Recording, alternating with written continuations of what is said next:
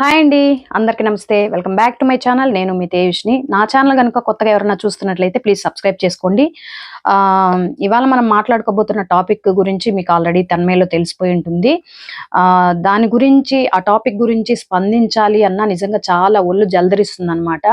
అంటే చాలా భయంగా గూడా ఉంది ఈ టాపిక్ గురించి మనం డిస్కషన్ చేసుకోవాలి అన్నా గూడా నేను దానివల్ల 2 డేస్ నుంచి కూడా డిలే చేశాను. ఎలా చెప్పాలి, దీని గురించి ఎలా మాట్లాడాలి అని. కానీ ఈ మాత్రం మనం గొంతెత్తి మాట్లాడకుండా ఉంటే చాలా మంది కూడా వాళ్ళలో ఇట్లాంటి వాళ్ళు ఉన్నారు అనేది ముందుగా గ్రహించగలుగుతారు. సో దానివల్ల నేను మీ ముందు క్లుప్తంగా మాట్లాడడం అనేది జరుగుతుంది. సో ప్లీజ్ చిన్న పిల్లలకైతే ఈ ఈ ఈ మాటలనేది కొంచెం వినిపించకండి. సో ఇది ఒక్క నా రిక్వెస్ట్. సో ఇకపోతే మనం టాపిక్ లోకి వెళ్ళిపోదాము. సో ఈ టాపిక్ నిజంగా చెప్పాలంటే నాకు చాలా బాధగా ఉందండి. అంటున్నాను గానీ నిజంగా నేను చాలా భయపడుతూనే ఉన్నాను ఇప్పటికి కూడా. అసలు ఇలాగా గూడా మనుషులు పగ పెట్టుకొని ఈ విధంగా చేస్తారా? అది గూడా ఎవరినో గాదు, బయటోళ్ళని కాదు. మన సొంతం మనతో కలిసి మెలిసి బాగా భార్యాభర్తలం హ్యాపీగా ఉన్న వాళ్ళే ఈ విధంగా చేస్తారా అనేది నిజంగా చాలా బాధగా ఉంది, భయంగా ఉంది. అట్ ద సేమ్ టైమ్ ఎవరిని నమ్మాలో, ఎవరిని నమ్మకూడదో అనేది కూడా మనం ఆలోచించుకోవాల్సిన విషయమే.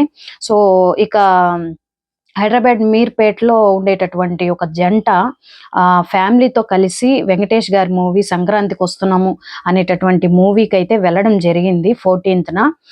14th వెళ్ళారు, 15th వాళ్ళ సిస్టర్ వాళ్ళ ఇంటికి వెళ్ళారు, 16th హ్యాపీగానే వాళ్ళ ఫ్యామిలీతో గడిపారు, 17th పిల్లల్ని చెల్లెలు వాళ్ళ ఇంట్లో అయితే వదిలిపెట్టారు.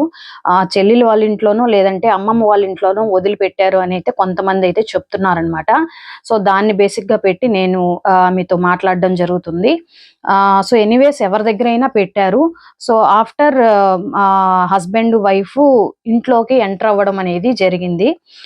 ఎంటర్ అయిన తర్వాత చిన్న చిన్నవి మనస్పర్ధలు, గొడవలు అట్లాంటివి నార్మల్గానే ఒక ఫ్యామిలీలో ఒక వైఫ్కి కానివ్వండి, హస్బెండ్కి కానివ్వండి, ఎవరికైనా ఉంటాయండి. అది సహజం. మ్యారేజ్ అంటేనే గొడవలు అన్ని సంతోషాలు, గొడవలు, బాధ, దుఃఖం ఇటువంటివన్నీ ఉంటాయి. ఇవన్నీ మనకు తెలిసినవే, కొత్త విషయాలు ఏమీ కాదు, ఆశ్చర్యపోవాల్సిన విషయాలు ఏమీ కాదు గొడవలంటే. కానీ ఇక్కడ ఏం జరిగిందంటే ఒక ఎక్స్ మిలిటరీ అంట. ఆయన మిలిటరీలో జాబ్ చేశారంట. చేసి వచ్చిన తర్వాత రిటైర్డ్ అయ్యి ఇక్కడికైతే వచ్చారు. హైదరాబాద్ మీర్పేటలో ప్రెజెంట్ ఉన్నారనమాట. ఒక అపార్ట్మెంట్లో ఫస్ట్ ఫ్లోర్లో ఉన్నారు వాళ్ళు. అయితే వచ్చిన తర్వాత అక్కడి నుంచి హ్యాపీగా మూవీ చూసుకున్నారు, చెల్లెలు వాళ్ళ ఇంటికి వెళ్ళారు, అంతా హ్యాపీగానే తిరిగారు. ఇంటికి వచ్చిన తర్వాత చిన్న చిన్న సంఘర్షణలు బట్టి గొడవలు అయితే జరిగాయి. కాబట్టి ఈ సంఘర్షణలో ఎవడైతే గురుమూర్తి అనే వ్యక్తి ఉన్నాడో భర్తగా, తను మాధవి మీద గట్టిగా కొట్టడం అనేది, గోడకేసి కొట్టడం వల్ల తను అక్కడికక్కడే చనిపోయింది, మరణించిందని తెలుసుకున్న గురుమూర్తి ఈ విషయాన్ని ఎలా అయినా సరే నేను బయటికి తెలియకుండా ఇక్కడిక్కడే మాయం చేయాలి అన్న ఆలోచనతో మంచి ప్లాన్, మంచి అసలు ఎలా అంటే ఒక స్టోరీ. ఇది క్రైమ్ మూవీస్లో క్రైమ్స్లో ఎక్కువ ఇటువంటివన్నీ యూస్ చేస్తూ ఉంటారు. అంటే అలా చేసే వాళ్ళు మూవీస్ తీస్తూ ఉంటారు కదా, అలాంటివి యూట్యూబ్లో సెర్చ్ చేసి డెడ్ బాడీని ఏ విధంగా మాయం చేయాలి, డెడ్ బాడీని ఎన్ని విధాలుగా మనం కట్ చేయాలి అనేటటువంటివి ఇవన్నీ కూడా యూట్యూబ్లో సెర్చ్ చేసి చేసి చేసి లాస్ట్కి ఒక 18 గంటల్లో బాడీని అనేది మాయం చేశాడనమాట ఇటువంటి గురుమూర్తి. ఆ గురుమూర్తి అనేటట్టు కూడా కాదు, అటువంటి సైకో, నిజంగా చెప్పాలి అంటే అటువంటి వెధవ లాస్ట్కి వాళ్ళ ఫ్యామిలీస్ లో వాళ్ళు ఫోన్ చేసినప్పుడు పడుకోనుంది అనే చెప్తూ ఉన్నారు. 2-3 సార్లు ఫోన్ చేసినప్పటికి కూడా. అండ్ ఇంకా పడుకోవడం ఏంటి అని వాళ్ళకి డౌట్ వచ్చిన తర్వాత పక్కనింటి వాళ్ళకి అలా ఫోన్లు చేయడం జరిగింది. వాళ్ళు వచ్చి డోర్లు తట్టి ఇట్లా ఫోను ఎత్తటం లేదంట మీ వైఫ్ ఏంటి అంటే, లేదు బయటికి వెళ్ళింది అది ఇది అని చెప్పి సర్దపెట్టేస్తున్నారు. అదే టైంలో కానీ వాళ్ళు ఎవరైతే ఇంటికి వచ్చి మాట్లాడే మీ వైఫ్ ఫోన్ ఎత్తలేదంట అని ఎవరైతే పక్కనింటి వాళ్ళు చుట్టుపక్కన ఉంటారు కదా, అలా వాళ్ళు కానీ కొంచెం ముందడుగు వేసి కిచెన్లోకి గనుక వచ్చి ఉన్నట్లయితే అసలు విషయం అప్పుడే బయటపడి ఉండేది. కానీ వాళ్ళు బయట ఉండే ఆ విధంగా అడిగి వెళ్ళిపోవడం జరిగింది కాబట్టి ఇక ఇలానే ఉంటే డౌట్ వస్తుంది అని చెప్పి అత్తమామలకి ఫోన్ చేసి విషయం అయితే చెప్పాడు. ఈ విధంగా గొడవ జరిగింది. తన మధ్యలో నా మధ్యలో అయితే పెద్ద గొడవ జరిగింది. దానివల్ల తాళిబొట్టుని తీసి నా మొహాన విసిరి కొట్టింది.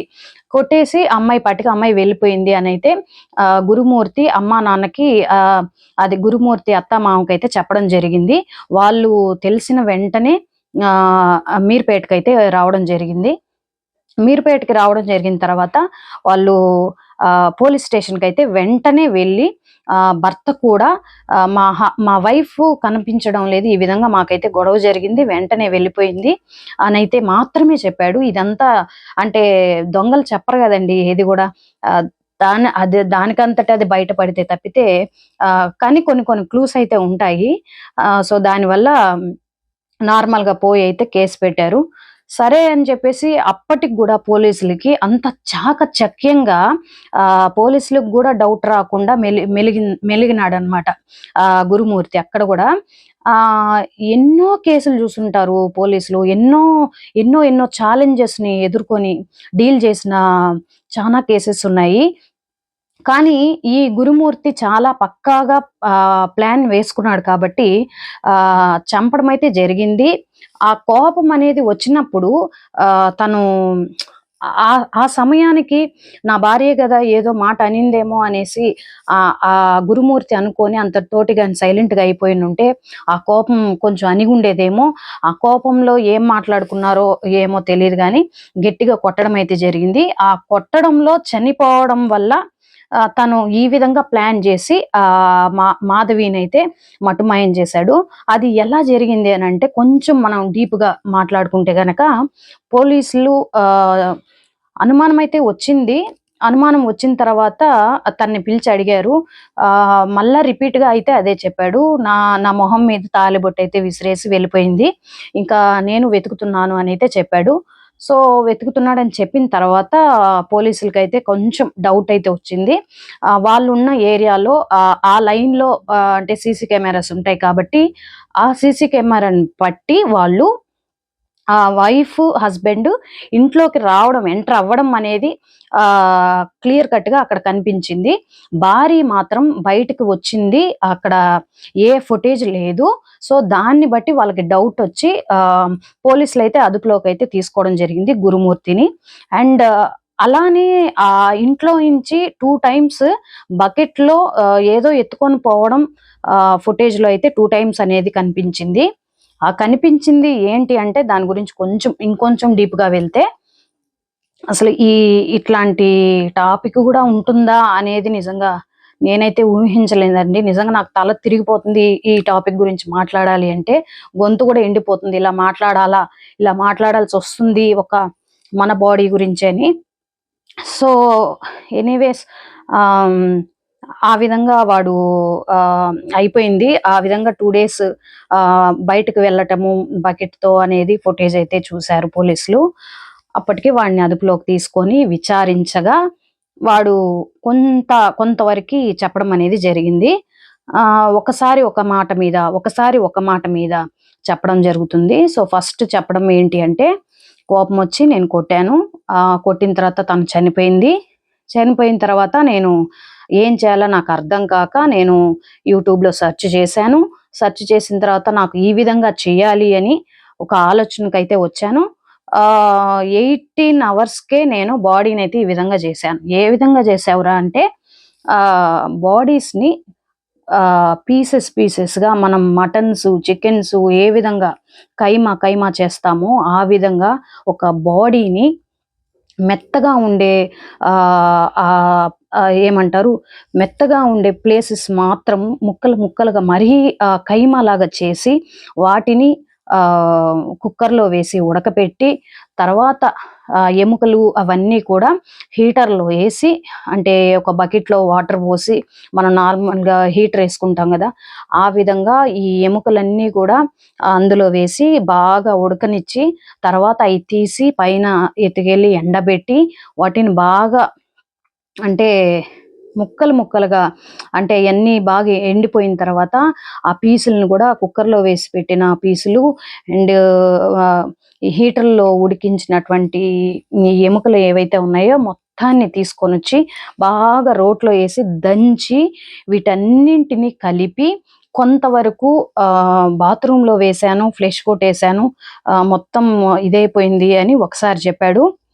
అండ్ ఇంకొకసారి నేను చెరువులో అయితే 2 సార్లు తీసుకోబోయి ఆ పౌడర్ అనేది, ఆ బూడిద ఉంటుంది కదండి, అంటే కొంతవరకు మాంసాన్ని, అంటే ఆ బాడీ పూర్తిగా ఇదైపోయిన కుక్కర్లో ఉండేటటువంటి ఏదైతే బాడీ పీసెస్ ఉన్నాయో ఆ ముద్దని మొత్తము వాడు కాల్చి మళ్ళా దాన్ని కాల్చేసి తర్వాత దాన్ని పౌడర్ చేసి బకెట్కి ఎత్తుకోవడం జరిగింది, పోయేసి చెరువులో అయితే పడేయడం అనేది జరిగింది. ఆ ఫుటేజ్ కూడా వాళ్ళు 2 టైమ్స్, ముందుగా చెప్పాను కదా 2 టైమ్స్ అయితే పోవడం జరిగింది అని.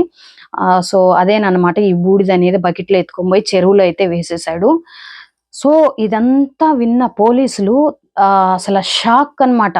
నిజంగా ఇట్లాగా ఇంత ఘోరంగా చేయడానికి నీకు చేతులు ఎట్లా వచ్చాయిరా, అసలు ఏంటి అది ఇది అని అడగగా వాడు చెప్పాడు, మీకేమన్నా ప్రూఫ్స్ ఉన్నాయా, నేనే చంపినట్టుగా మీరు ఏమన్నా నిరూపిస్తారా అని పోలీసులనే తిరిగి వాడు చెప్పడం అయితే జరుగుతుంది. ఈ విధంగా, అంటే ప్రూఫ్స్ ఉన్నాయా, నన్ను అరెస్ట్ చేయాలనుకుంటున్నారా, ప్రూఫ్స్ చూపియండి, నేను కోర్టులో తేల్చుకుంటాను అంటున్నాడండి గురుమూర్తి. నిజంగా ఇట్లాంటి వాళ్ళు ప్రపంచంలో ఎందుకు పుట్టి పెరుగుతారో తెలీదు.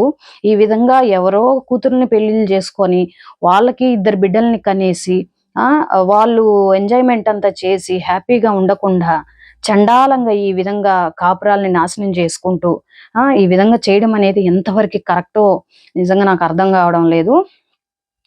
ఇకపోతే ఇంకా నేను చంపానా లేదా కొంచెం మీరే ఎంక్వైరీ చేసుకోండి అనని, అంటే ఏమీ ప్రూఫ్స్ అనేవి లేవు కాబట్టి, లేకుండా వాడు అంత పక్కాగా ప్లాన్ వేసాడు కాబట్టి వాడు అంత ధైర్యంగా చెప్పడం జరిగింది. పోలీసులు కూడా అదే విధంగా ఛాలెంజ్గా తీసుకొని ఈ కేసు అనేది ముందుకు నడిపిస్తూ ఉన్నారు.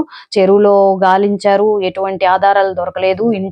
ఇంట్లో మాత్రం ఒక బకెట, ఒక కత్తి, ఆ హీటర్ అనేది మాత్రమే వాళ్ళకి దొరికాయి, మిగతాయి మాత్రం ఏవి దొరకలేదు. ఇంకా వాళ్ళు చాలా చాలా వెతుకుతూ ఉన్నారు, ఎంక్వైరీ చేస్తూ ఉన్నారు. సో పూర్తిగా వాళ్ళు ఈ హత్య అనేది నిజంగా ఎలా చేసినా సరే ముందు పోలీసులు కావాల్సింది, కోర్టుకు కావాల్సింది ఆధారాలే కాబట్టి ముందు అవన్నీ సేకరించిన తర్వాత వాడికి శిక్ష అనేది ఎలా వేస్తారో, నిజంగా శిక్ష అంత ఘోరాతి ఘోరంగా శిక్ష అనేది వెయ్యాలి అనేది ప్రపంచంలో ఉండేటటువంటి మగవాళ్ళు కానివ్వండి, ఆడవాళ్ళు కానివ్వండి, ప్రతి ఒక్కరు కోరుకునేది వాడికి శిక్ష ఖచ్చితంగా చావే, ఇంకా వాడికి ఏమంటారు, వాడికి ఇంకా బతుకు అనేది లేదు అనేది వాడికి తెలిసి చనిపోయేలాగా వాడికి మరణ శిక్ష అనేది విధించాలనేది ప్రతి ఒక్కళ్ళ కోరిక. అండ్ లాస్ట్ ఇంకొక విషయం ఏంటి అంటే, గొడవలు అనేది ప్రతి ఒక్కరికి ఉంటాయండి. అదే గొడవలు చంపుకునేంత తెచ్చుకోకూడదు అనేది నా యొక్క ఆలోచన.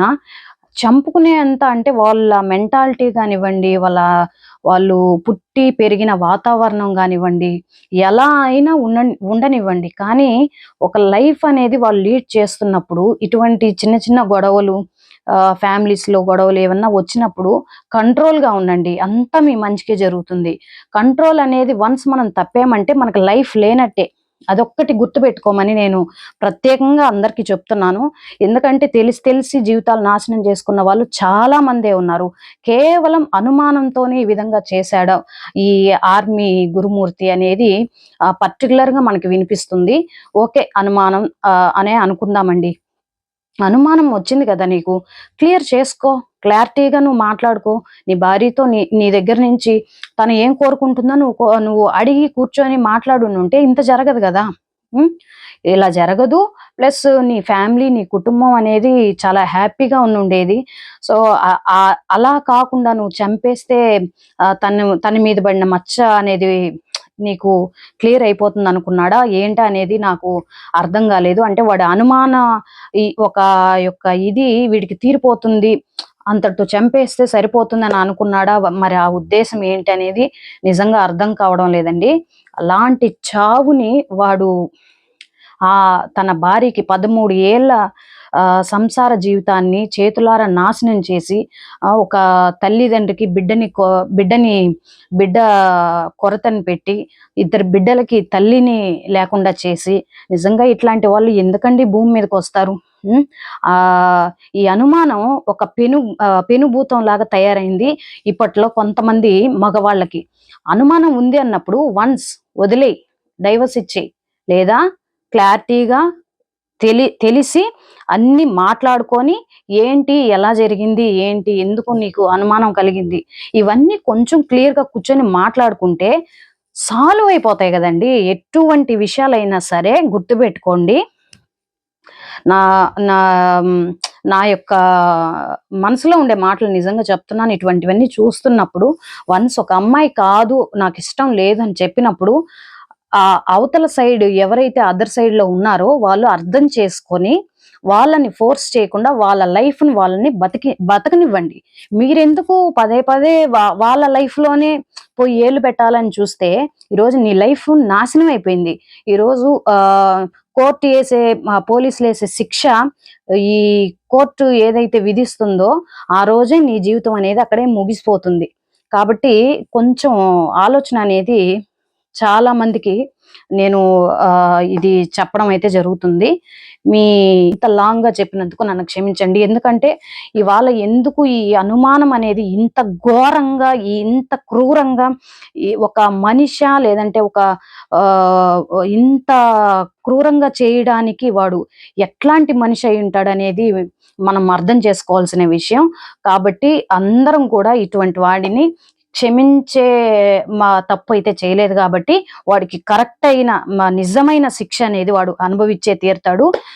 సో నేను నిజంగా నా బాధ అంతా అయితే ఆ వీడియోస్ నేను ఎప్పుడైతే న్యూస్‌లో చూస్తూ ఉన్నానో నిజంగా చాలా బాధపడ్డాను. నేను తనని చంపేసిన తర్వాత వాడు ఆ విధంగా చేయడం అనేది నాకు నిజంగా చాలా బాధగా ఉంది. సో ఈ వీడియో ఇంతటితో ముగిస్తూ మీ తేజస్విని. నమస్తే.